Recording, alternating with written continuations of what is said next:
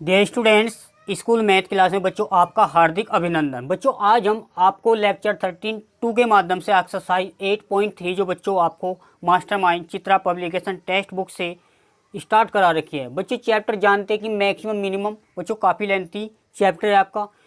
Fifth का ए part बच्चों समझने का प्रयास करेंगे। इसने कहा बच्चों सिद्ध कीजिए कि वृत्त के अंतर्गत महत्तम क्षेत्रफल वाला एक आयत एक वर्ग होता है। बच्चों यहाँ क्वेश्चन को आप जो देखना 2000 आया हुआ है, 2001 में आया बच्चों, 2008 और 2000 बच्चों यहाँ पे 14 2016। ये क्वेश्चन बेहद इंपॉर्टेंट है, कई बार बच्चों आपको प्रैक्टिस सेट में आया हुआ है।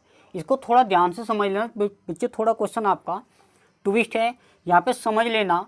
सिद्ध कीजिए वृत्त के अंतर्गत। बच्चों ये जो वर्ड समझ लीजिए, जो सर्किल है आपका उसके अंदर देखना बच्चों एक आयत है और उसी के अंदर एक वर्ग है। यहाँ पे बच्चों तीन चीज़ आपको गिवन है, एक तो सर्किल है, एक बच्चों रेक्टेंगुलर यानी आयत, और तीसरा बच्चों स्क्वायर यानी वर्ग। अब इन तीनों का क्या महत्व है बच्चों, इन तीनों की अहम भूमिका ये है। वृत्त जो है आप पहले एक वृत्त बना लीजिए और वृत्त के अंदर बच्चों एक रेक्टेंगुलर ड्रॉ कर लीजिए, ये आपको समझ लेना है। अब बच्चों यहाँ पे क्या है, इसने वर्ग का क्या रोल है बच्चों, इस टाइप के क्वेश्चन देखो इंपॉर्टेंट क्वेश्चन होते हैं। आयत एक वर्ग है, आयत की भुजा मान लीजिए ABCD, इस टाइप से मानो भाई। आयत की आमने सामने की जो साइड है R इक्वल होती है और प्रत्येक जो एंगल होता है वो 90 डिग्री बनाती है। अब इसमें बच्चों ये है, अगर लंबाई आपको AB मानी और चौड़ाई आपने BC मानी, यदि लंबाई और चौड़ाई दोनों इक्वल आ जाए तो बच्चों ये आपका स्क्वायर होगा। वर्ग का बस इतना ही बच्चों उसका अहम भूमिका है। क्लियर है बच्चों, इस टाइप से आपको कर लेना है। अब बच्चों समझने का प्रयास करते हैं।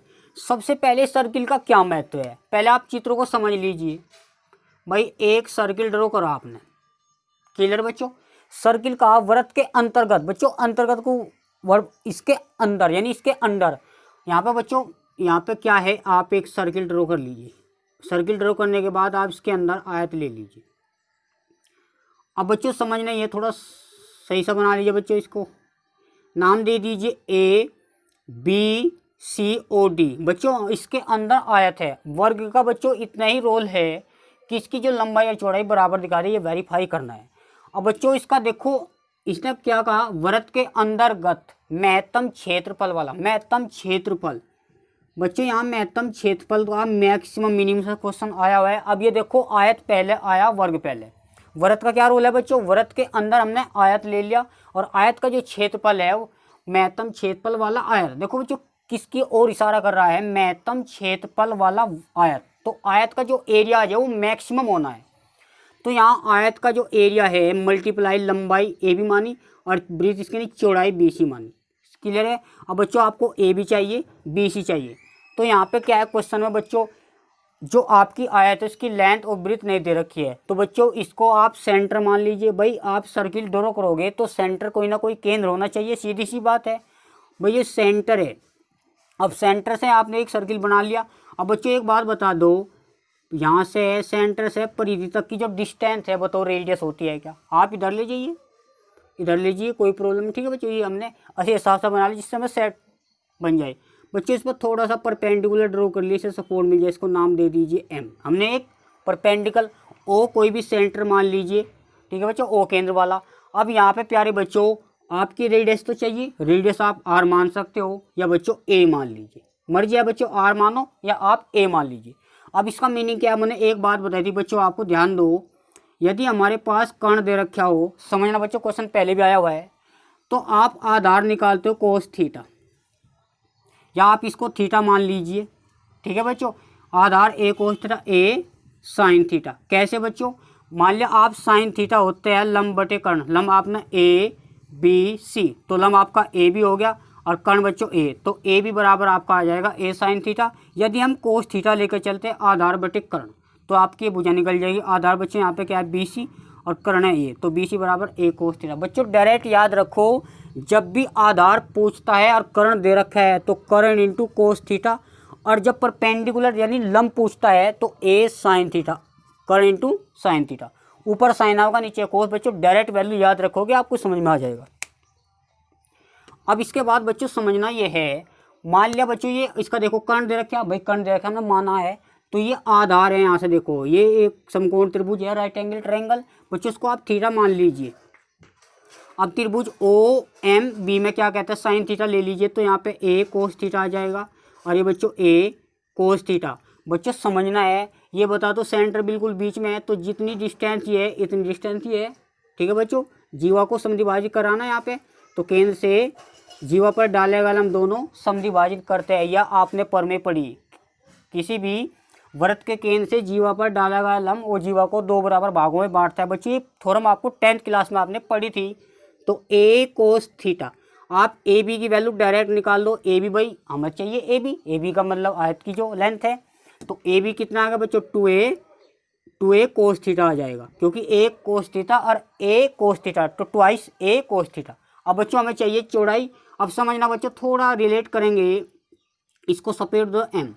अब बच्चों यहाँ पर देखना, जो आपका एम ओ है, समझ लेना बच्चों, एम ओ है वो बी एन के इक्वल है। तो बच्चों ये ए कोस थीटा है, ये भी ए कोस थीटा है, तो बी सी बराबर होता है बच्चों बी एन प्लस के एन सी, और बी एम आप इससे निकाल लोगे ए कोस थीटा, और ये बच्चों सेंटर होता है। तो जितनी डिस्टेंस जो है यहाँ पे थोड़ा चित्र थोड़ा बच्चों सही नहीं बनना, इसको आप समझ लेना, ये सेंटर है, जितनी दूरी यह है इतनी डिस्टेंस ही है, इसके अकॉर्डिंग चले, ठीक है बच्चों। समझ लेना प्यारे बच्चों, ये आपका 2a कोस थीटा, बस क्वेश्चन आपका समझ में आ जाएगा।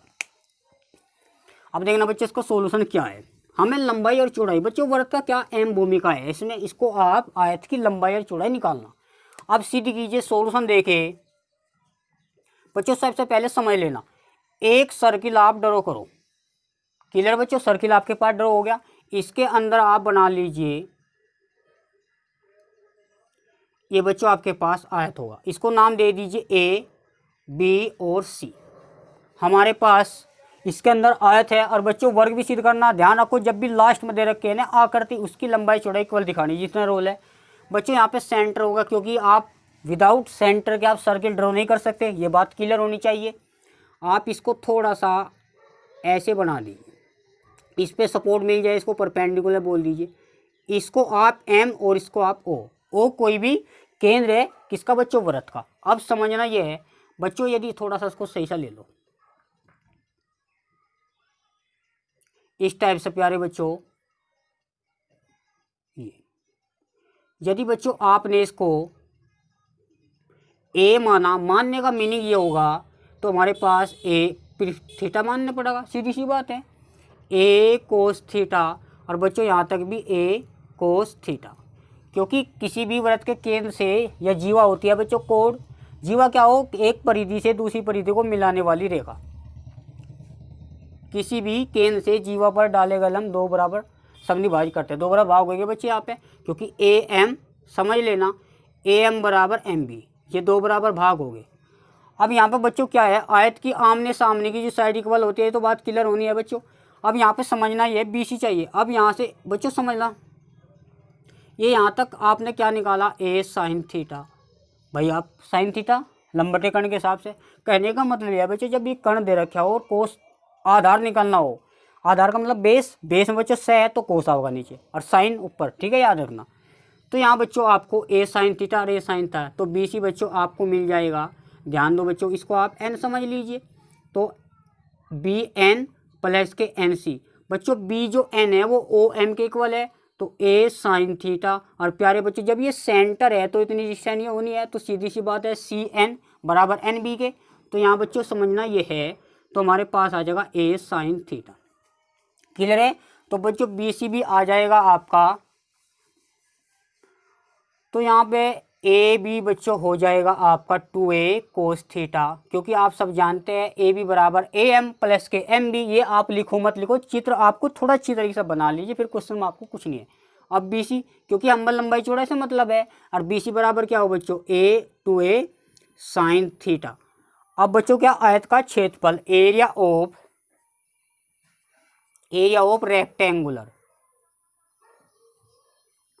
आयत का क्षेत्रफल बच्चों आर माने लंबाई गुणा चौड़ाई पड़ा था ना बच्चों। अब चौड़ाई यहाँ पे बी सी है, लंबाई बताओ जल्दी से, 2a कोस थीटा, और चौड़ाई बच्चों 2a साइन थीटा। प्यारे बच्चों इस 2 को अपने पास रख लो, a इंटू ए स्क्वायर, अब 2 अपने पास रखने का और एक 2 इसको दे दीजिए, जिससे क्या बच्चों फॉर्मूला बनाने का मीनिंग ये है बच्चों इसको फर्स्ट सेकंड से बचना। तो यहाँ पे 2a² तो साइन 2 थीटा। अब ये जो आपका क्षेत्रफल है ये आपको मैक्सिमम दिखाना है, ये वेरीफाई करना है, साथ साथ इसको आप वर्ग भी दिखाना है। वर्ग तो आप आ जाएगा जब लंबाई चौड़ाई बराबर है वो वर्ग ही हो जाएगा। तो differentiate with respect to theta, जिसके भी रिस्पेक्ट में करेंगे उसी की वैल्यू होगी। यहाँ थीटा बच्चों एंगल से है। भाई ने बताओ इसका कोण कितना हो 90 डिग्री का, 45, ये 45, थीटा तो वैसे 45 आ रहा, तो वेरीफाई फिर भी करके दिखाना है। डी सार डी थीटा, तो यहाँ बच्चों 2a² साइन का होता है प्लस के कोस 2 थीटा। और याद करो बच्चों 2 थीटा, थीटा का 1 है यहाँ विद रिस्पेक्ट टू 2, तो इसको आप 2 दूनी 4a² कोस 2 थीटा समीकरण 1 मान लीजिए, जरूरत पड़ेगी बच्चों समझ लेना। अब इसके बाद बच्चों उच्चिष्ट व निम्निष्ट मानों के लिए पुट ds/d थीटा बराबर 0 रखने का मकसद बच्चों ऊपर देखना सभी स्टूडेंट, जब हम इसे 0 रखेंगे तो 4a² कोस 2 थीटा बराबर 0। बच्चों ये 2 थीटा है और 4a नॉट इक्वल टू 0, ये 4 0 के नीचे चले जाएगा या नॉट इक्वल टू 0 ऐसे भी लिख सकते हो। बेटर तो यही है नॉट इक्वल टू 0 रखे।